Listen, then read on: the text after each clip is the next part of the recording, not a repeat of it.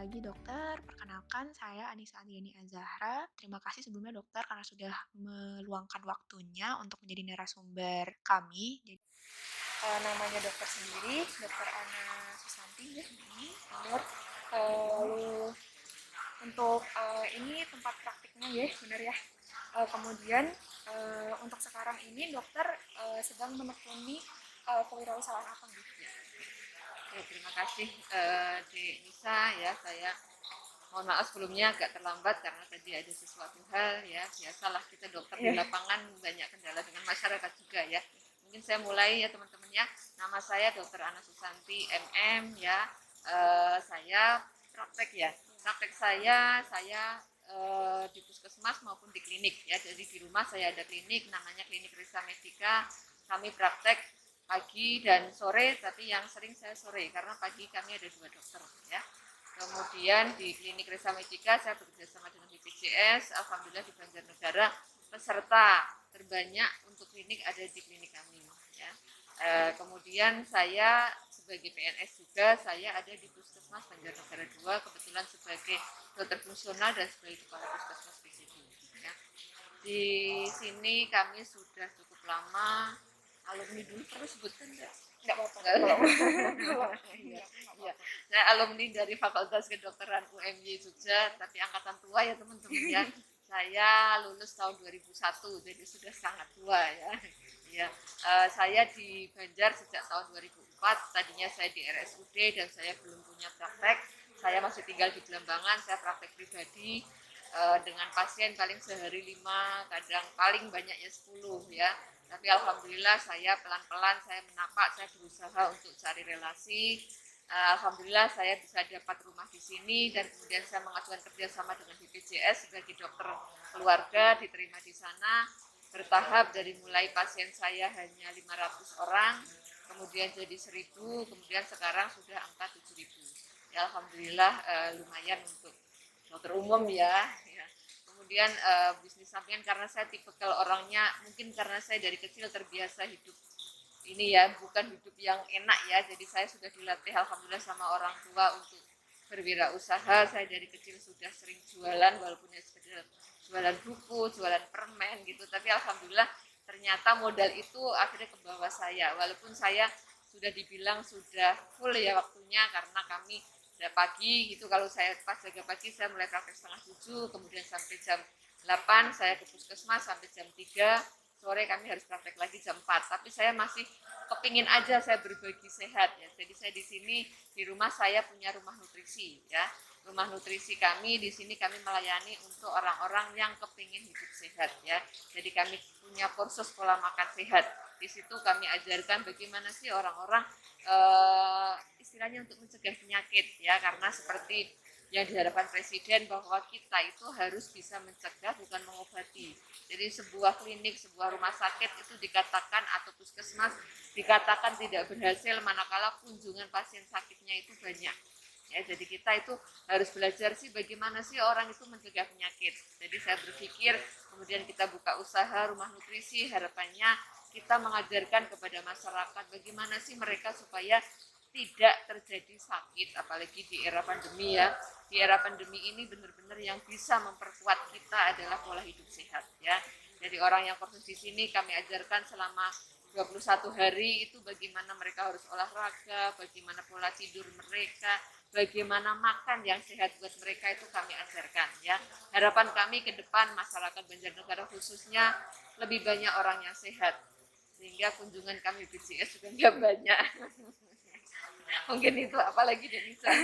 Ya berarti memang dirintisnya memang dari awal dan Dari awal. sudah tertanamkan jiwa kewirausahaan gitu Iya, ya dok iya, ya. iya. Karena saya juga orangnya emang nggak bisa diem. Oh, iya. Dan saya Denisa di atas juga ada, kami lagi merintis sport center ya teman-teman ya. Di atas kami untuk yoga, untuk aerobik, jadi di lantai atasnya klinik-klinik kita punya 2 lantai. Lantai bawah itu untuk pelayanan umum sama pelayanan gigi. Lantai atas tadinya mau tak buat skincare, tapi karena di pandemi saya alihkan dulu untuk olahraga. Jadi kami buka kelas juga, ada kelas yoga, ada kelas aerobik, kami lagi mau merintis kelas zumba juga. Itu juga salah satu untuk membantu masyarakat untuk mengejar 20%-nya. Karena kunci sehat kita 80% dari pola makan dan 20% dari olahraga. Jadi kita mau memfasilitasi biar mereka juga jadi rajin olahraga juga. Iya. Berarti sudah komplit di sini Iya. ya, Dok, ya? Semuanya ada. Iya. Karena saya target ke depan juga saya kepingin punya rumah sakit ya. Amin. Itu doa mohon diaminkan ya Iya, teman-teman ya. amin.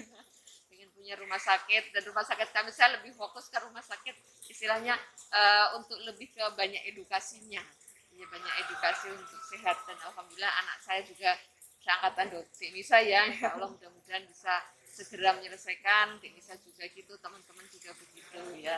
Dan di era sekarang kayaknya kita dokter kalau hanya murni melayani orang sakit kok bosen. Jadi kita cepat tua. Iya. Saya juga aktif di ID juga, kebetulan sebagai bendahara ID. Jadi kegiatan-kegiatan ID Banjar kami semua yang biasanya mengatur dari belakang. Itu ya. Ada lagi? Ingin bertanya, Dok, Ya. mungkin bisa minta tolong dijelaskan gitu kenapa memilih ide yang seperti klinik ini, terus gimana cara awalnya dapat dapat kayak mau bikin bisnis yang seperti itu, apa ide awalnya gitu, Dok? Untuk ide awal dari kewirausahaan ini. Oh gitu. Oh iya iya iya.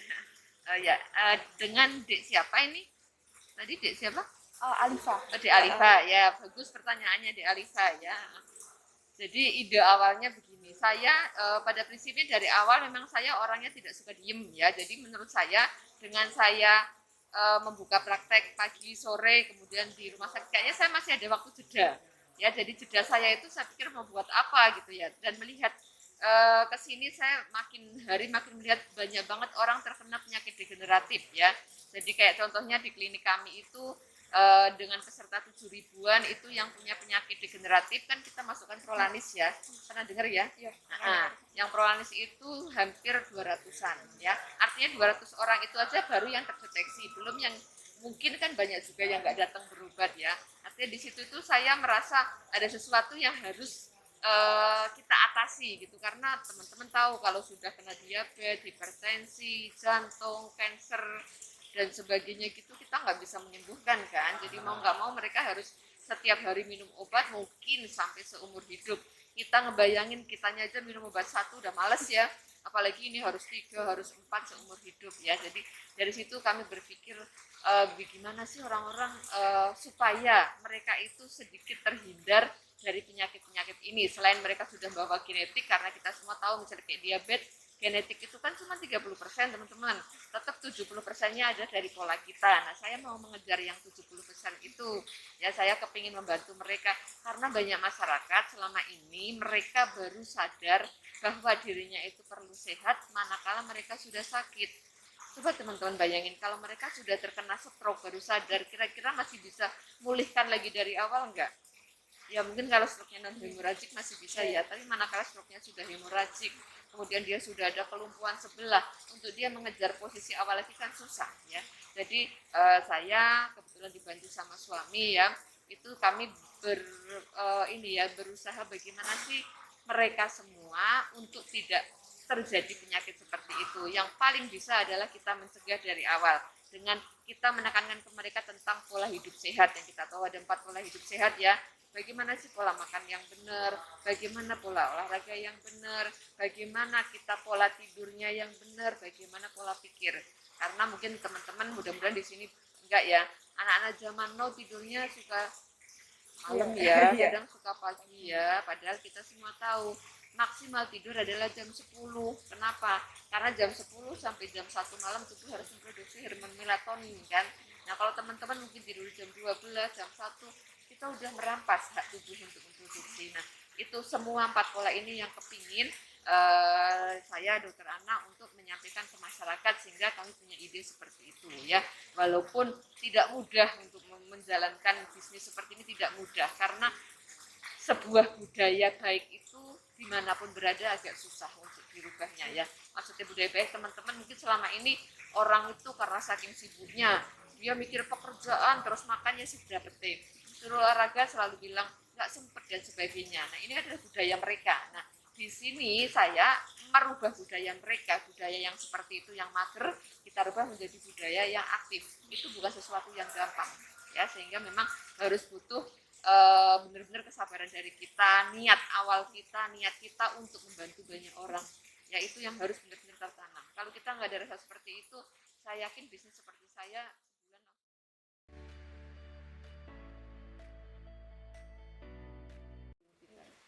Mungkin lanjut ke pertanyaan berikutnya nih dok.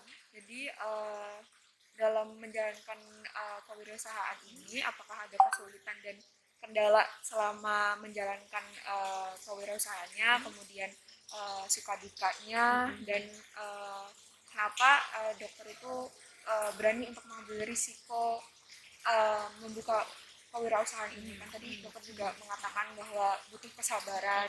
Kalau kendala jelas sangat banyak ya, seperti yang tadi saya awal bilang, merubah budaya itu bukan sesuatu yang gampang ya. Jadi harus orang mungkin datang sekali satu periode, habis itu kabur ya. Nanti datang lagi kalau sudah dia udah badan nggak enak, kabur lagi ya. Jadi memang ya yo, saya bilang tadi merubah budaya itu memang susah ya, tapi memang harus benar-benar butuh niat baik dari kita ya. Kendala salah satunya itu. Yang kedua, kendala karena saya kerjanya adalah PNS, kami punya jam kerja, sehingga saya sering ditegur juga karena akhirnya berangkatnya harus agak siang.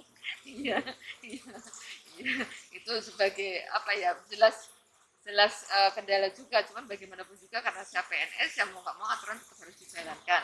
Karena saya sudah beberapa kali sih saya kepingin swasta aja gitu sebelum resign, tapi ternyata tidak bisa. Sudah ada ikatan PNS-nya dari awal. Iya, ya, jadi ya teman-teman monggo silakan nanti ke depannya dipelajari sendirilah mau milih PNS atau swasta. Tapi ini era zaman now kayaknya anak-anak nggak suka PNS deh. Iya. Karena anak-anak tetap lebih banyak inovasinya kan kalau zaman sekarang. Ya, kemudian apa lagi tadi deh? Tadi kenapa dokter itu bisa Suka dukanya ya, kalau sukanya banyak, manakala teman atau saudara atau masyarakat yang sudah kita bantu kemudian dia dapat hasilnya, yang tadinya orangnya sering sakit kemudian sekarang bugar, yang tadinya orang jalan susah karena kita rubah semua polanya, kita berikan nutrisi yang baik kemudian jadi jalan normal, itu adalah sesuatu kebahagiaan buat kami ya. Kebahagiaan yang jadi hasil produk atau hasil dari pola yang sudah kita berikan ke orang kemudian dia mendapat hasil, itu adalah apa ya, kebahagiaan buat kami ya. Selain itu juga kita tetap ada kebahagiaan dari sisi material ya. Iya, ya tetap ada keuntungan banyak ya, dari baik dari klinik maupun dari bisnis yang di rumah nutrisinya ya.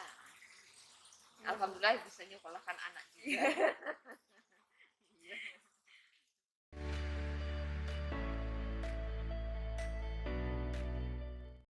jadi untuk kenapa dokter bisa berani untuk mengambil risiko membuka kewirausahaan ini?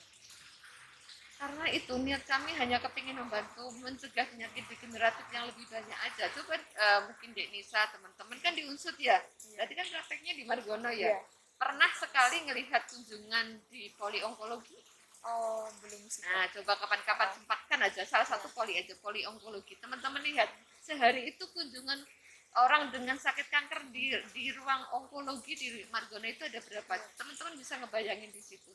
Data yang kami dengar waktu itu sudah agak lama, tahun kemarin aja sehari itu di atas 70, yaitu sehari dikalikan 6 dikalikan sebulan. Artinya ternyata di luar sana banyak orang-orang yang mempunyai penyakit yang mereka tidak tahu bagaimana sih saya supaya tidak terkena penyakit ini gitu. Nah, tugas kita, kebetulan kita seorang medis ya, kita mungkin sedikit lebih paham tentang ilmunya lah. Tugas kita itu adalah bagaimana sih menyadarkan mereka, memberitahukan ke mereka ya. Jadi manakala nanti saya pesan ke teman-teman, kalau sudah jadi dokter, teman-teman jangan hanya fokus mengobati, fokuslah untuk edukasi. Alhamdulillah di klinik kunjungannya banyak, itu karena saya lebih banyak ke edukasinya. Jadi selalu saya tekankan ke mereka, ibu nanti ibu tolong jaga ini, makanya harus begini, kemudian ibu istirahatnya harus begini, harus olahraga, itu yang saya tekankan. Dan masyarakat saat ini butuh seperti itu, karena ternyata obat itu nggak mesti dimakan sama pasien teman-teman, kecuali yang sakitnya sudah kronis ya. Kalau yang sakit-sakit biasa itu mereka dengan edukasi, dengan kita ajak ngobrol, kita dengarkan apa sih yang dia keluhkan, itu ternyata sudah menjadi obat buat pasien, ya. Ya makanya pasien umum saya itu ada dari Karangkobar, dari Pasundan itu ke sini. Padahal saya seorang dokter umum loh ya, saya bukan spesialis loh ya. Tapi mereka rela datang ke sini. Artinya mungkin mereka kepingin mendapatkan edukasi, ya kan? Karena yang jarang didapatkan sama pasien adalah edukasi. Ya, jadi edukasi, kita jangan hanya fokus ngobati, jangan hanya fokus bagaimana sih kita bisa jual obat, jangan. Nggak boleh sama sekali kita sebagai dokter punya pikiran seperti itu. Ya nanti Allah nggak memudahkan rezeki kita di tempat lain. Tapi kalau kita pada saat melakukan pelayanan ke pasien, kita niatkan, ya Allah saya ibadah. Ya teman-teman niatkan ibadah, teman-teman fokus edukasi, insya Allah nanti rezeki Allah di tempat lain itu akan dimudahkan mendekat ke teman-teman. Ya. Ada lagi? Kembali ke niat awal untuk membantu Oh, ya. iya.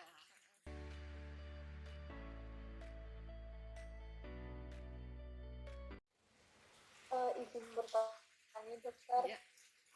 mungkin saya minta tips gitu dok, tips dan triknya belajar buat berbisnis itu di tengah kesibukan menjadi seorang dokter itu seperti apa dok? Tips dan triksnya ya.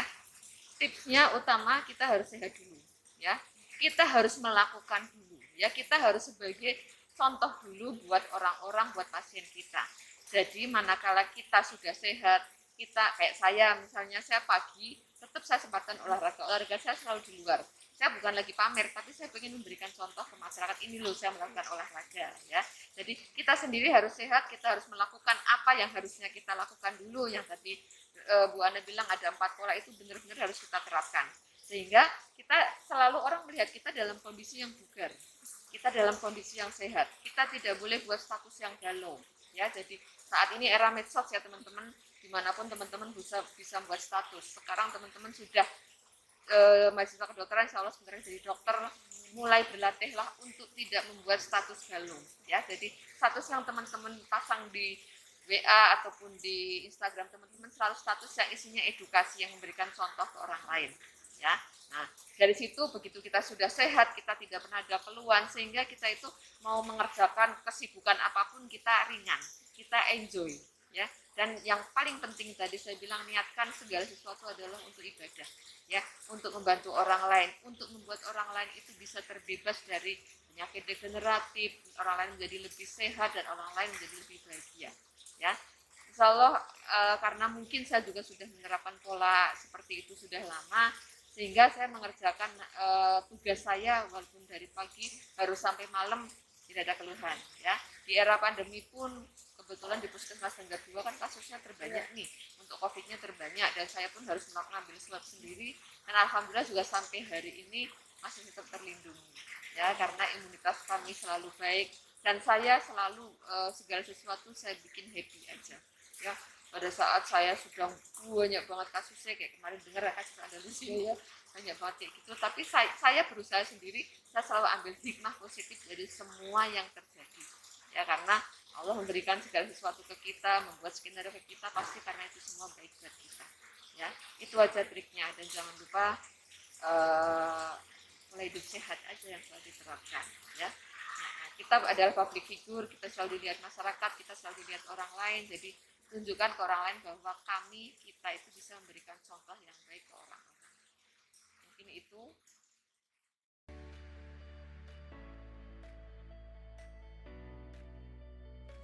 Iya. Dokter, mungkin dari yang barusan dijelaskan itu apakah juga merupakan strategi untuk marketingnya gitu dokter buat bisnis yang seperti ini dok? Iya, strategi marketingnya adalah kita. Marketingnya adalah kita harus memberikan sampel dulu, kita harus memberikan contoh, kita harus ada hasil yang kita omongkan itu, ya. Kemudian dari situ biasanya orang bertanya, loh sekarang kok Bu Ana jadi gini, jadi lebih fresh, lebih inilah. Di situ kami pun ada sedikit flyer, jadi manakala orang sudah, Bu Ana kok sekarang jadi lebih sehat ya, gitu, yuk main ke rumah nih, saya punya rumah nutrisi, biasanya saya kasih flyer itu, saya nggak, nanti tak ambilkan foto. Ya, jadi saya ada berbagi flyer juga, dan saya mengerjakan sendiri.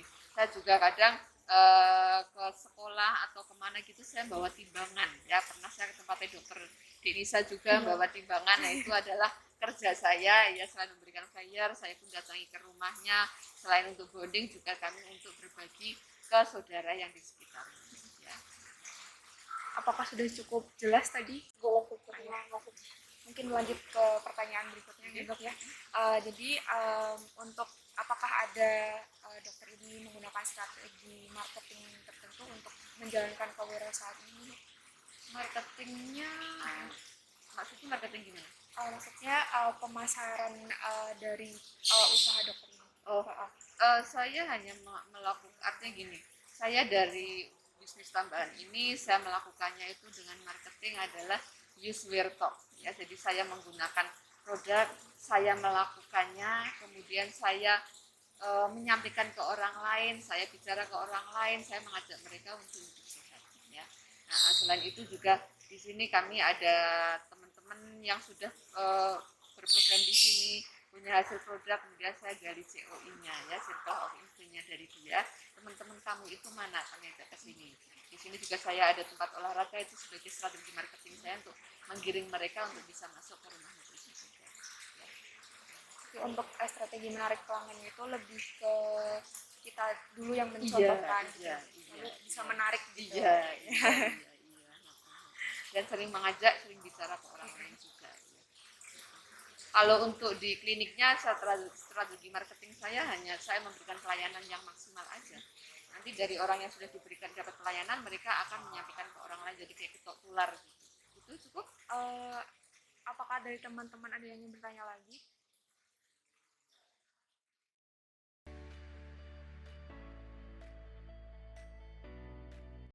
Mungkin satu lagi nih dok ya. Jadi untuk saran untuk kami mahasiswa kedokteran yang mungkin nantinya ingin berkeinginan seperti dokter, membuka kewirausahaan itu apa gitu? Saran untuk teman-teman, sekarang di era sekarang saya yakin era informasi, era digital, medsosnya itu sudah ini ya, sudah banyak. Jadi teman-teman selalu berpikirlah untuk bisa memanfaatkan waktu teman-teman semaksimal mungkin untuk bisa membantu orang lain. Ya, artinya membantu orang lain bisa dari banyak sisi. Teman-teman mungkin nanti buat klinik atau praktek pribadi, teman-teman masih ada waktu nih. Nah, waktu sisa ini teman-teman cari inovasi untuk melakukan hal yang kira-kira memberikan manfaat buat orang lain. Tapi untuk ke depan bisnis wellness, bisnis olahraga, bisnis kebugaran itu adalah bisnis yang akan dikejar oleh masyarakat untuk kedepannya. Sebenarnya mulai pandemi ini kita itu sudah disadarkan sama Allah bahwa di era pandemi ini adalah seleksi alam. Siapa sih yang selama ini mau menerapkan pola hidup sehat itu yang akan kuat. Iya, jadi masyarakat saat ini sih sudah mulai, oh ternyata aku harus kayak gini ya, ternyata aku harus kayak gini ya. Jadi saran ke depan untuk teman-teman, saya yakin inovasinya sangat banyak ya, tapi pilihlah atau mulailah teman-teman untuk berbisnis tentang wellness. Itu adalah bisnis yang pasti akan dicari di mungkin era ke depannya. Ya. Mungkin itu aja. Jadi mungkin dari teman-teman ada yang ingin bertanya lagi?